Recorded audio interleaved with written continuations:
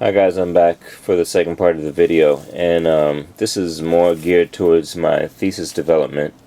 Um, I actually forgot to show you this part also, which is a slider, which does the same thing as zoom, but in reverse for smaller devices, so you can make it smaller. However, if I were to test this on a smaller device, because I've added this extra button here called Visualizer, this won't actually fit on the screen unless you put it into a certain orientation first, like a portrait orientation, then zoom it, and then put it back into the landscape position. In it will not be visible either, because in it was barely visible without this visualizer button.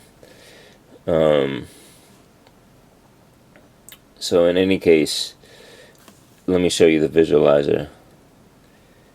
And the visualizer is just a canvas with some buttons on this side here.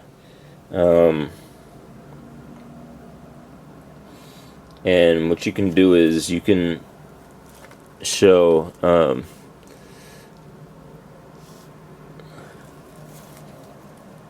array of stars, and these stars act as a background layer.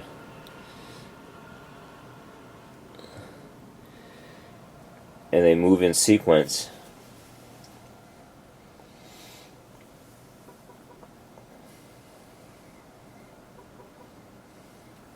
You can then add this set of buttons here. So again, these are all background layers that are added to the stage. This is just a looping set of movie clips that I did in Flash with motion tweens directly in Flash, not in code. The stars I did in code. Then you have this special effect here.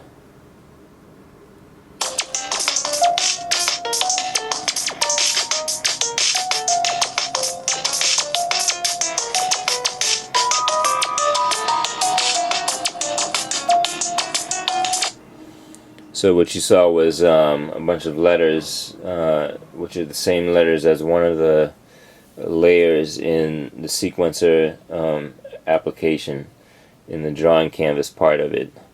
And let me hide the stars, and let me hide the arrows. And let me play this again so you can see how fast the frame rate is, and it's affected by the stars because there's so many stars on the stage at the same time in code.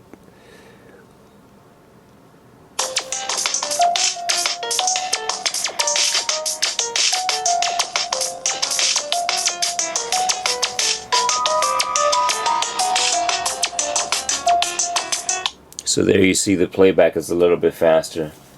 And I also have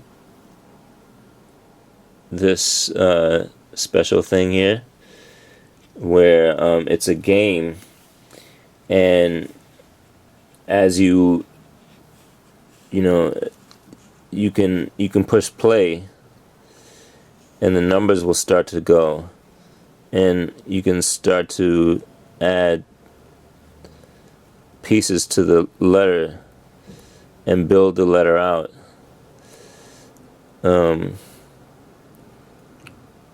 And let me pause that.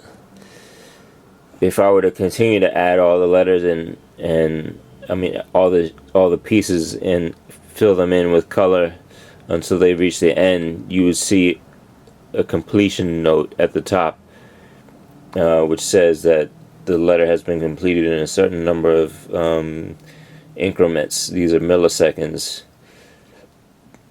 or not milliseconds, I'm sorry, it's 3 seconds, 0.21. In any case, it's just a game. It's an exercise to see how fast you can accurately punch the letters in and fill them in with the color. I did all of this manually, meaning I added all of these broken up movie clips manually using Illustrator, and establishing the movie clips in Illustrator and then importing them into Flash directly onto the stage. And then I'm accessing the movie clips through code.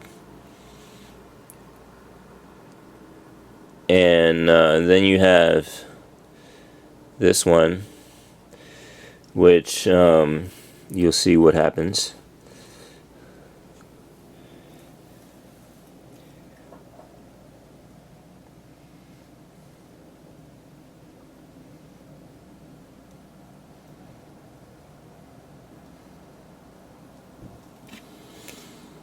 So the letters gently fade into place, and this is the same thing, except they don't fade.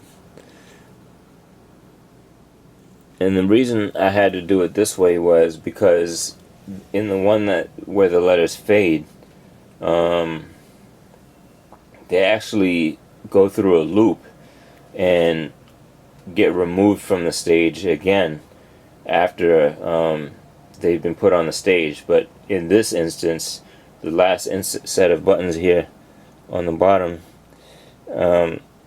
these buttons over here, the last row, those just stay on the stage.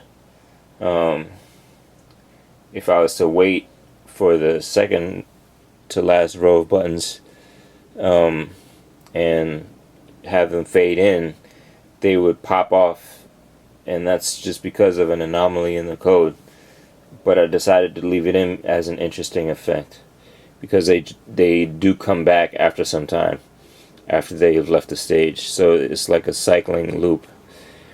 In any case, this is not something that I did in one day or yesterday or whatever, or during last week.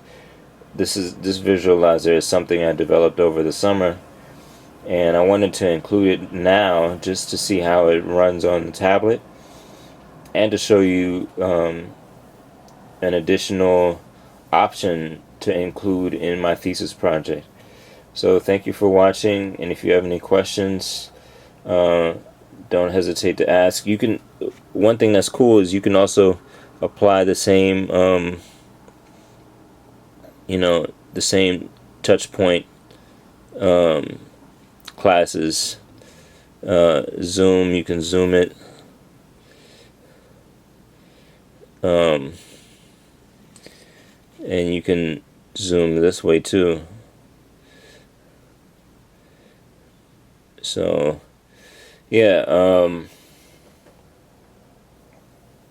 all I had to do was add some code some SWF files and some media files, the audio, to the Flex project, and incorporate it into the Flex project. So you can incorporate any number of things that you've done in the past into a current project, and then use that as part of the setting for your application. I think that's a really powerful way to integrate all of your development stuff into Flex, and I call it Flex, but it's Flash Builder, and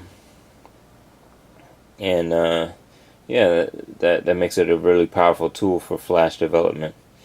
Alright, thanks for watching. Bye.